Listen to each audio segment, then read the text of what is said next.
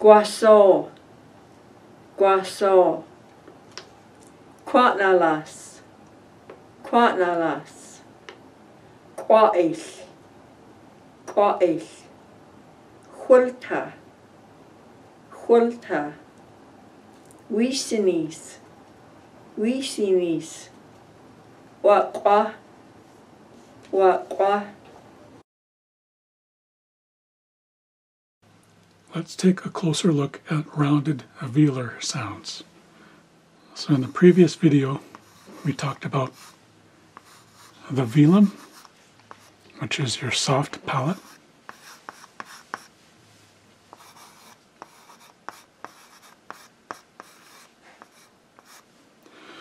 What makes these sounds rounded is the fact that they are followed by a small raised W.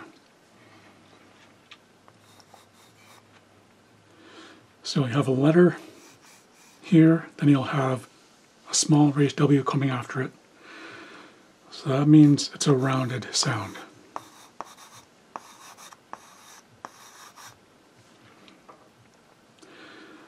And the reason it's a small raised W and not a regular W is because this indicates that it's part of the sound that comes in front of it. So it's not separate. What you do when you make a rounded sound is you actually round your lips before you make the sound. So that's the reason for the small raised W. It indicates that it's a rounded consonant, a rounded sound. The first rounded velar is GW. And in English, think of the word language.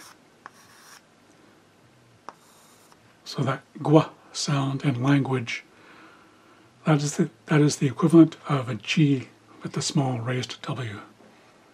So it's a G sound, and you're raising your tongue towards your velum, and it's directing the air out of your mouth.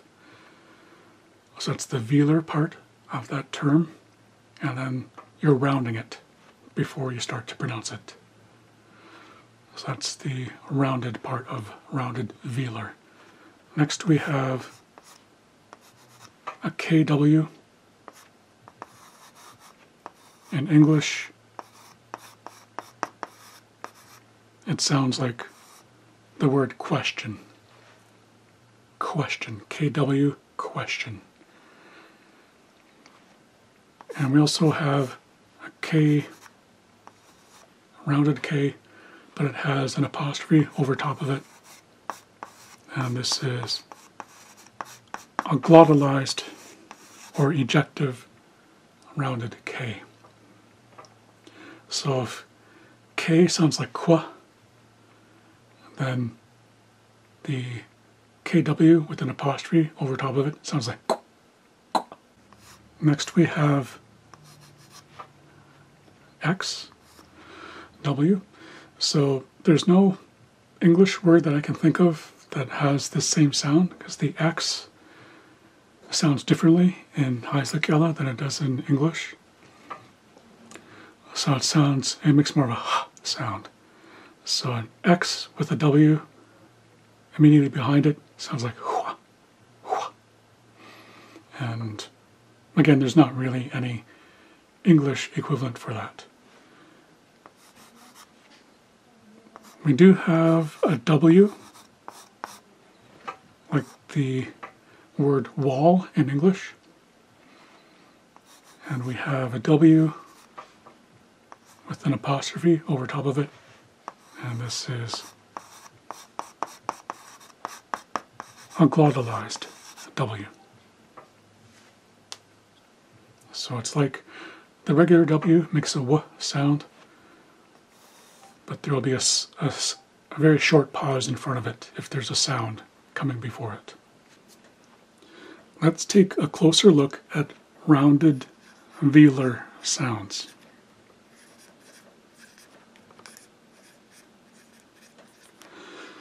So going back to the first vocal map video, I talked about your velum, which is your soft palate. It's kind of in this general area towards the back of your mouth. So that's the velar part of the rounded velars phrase. The rounded part comes from the fact that we're using our lips as well. So the first symbol, we have a G, and we also have a small raised W. So this small W means that it's part of this G sound. So we're making a G sound to start off with, and then we're going into W, W. And what we're doing is we're rounding our lips before we even start to say this G sound. So it comes out as gwa. Think of the English word language. You have a gwa sound. Language. Language. It's kind of the same sound.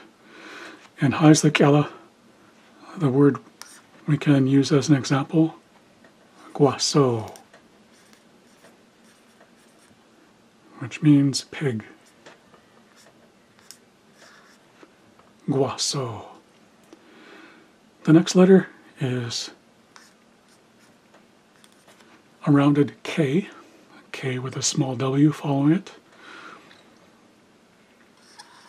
Word we can use in Haislikella, quatnalas.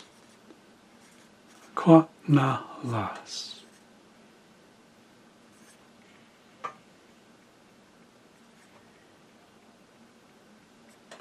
So we start off with a qua sound. Quatnalas. Then we have K with the raised W. It also has an apostrophe over top of it. And this apostrophe tells us that we're closing our glottis before we release the qua sound. So it comes out as qua, qua.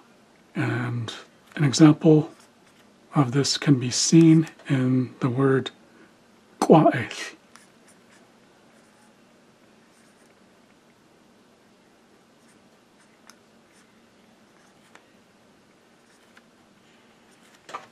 Quaeth. So we have a tilted L or barred L at the end of that word, making a sound. We also have X with the raised W, and we can hear this in the word huilta.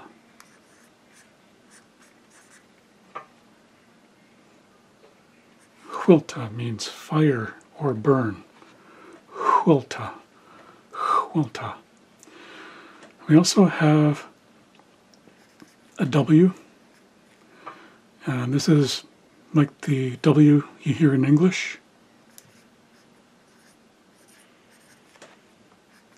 An example of this in Haislikella is Wiisinis. Wiisinis means let's do something. And then we have the glottalized W. One example could be the word wakwa.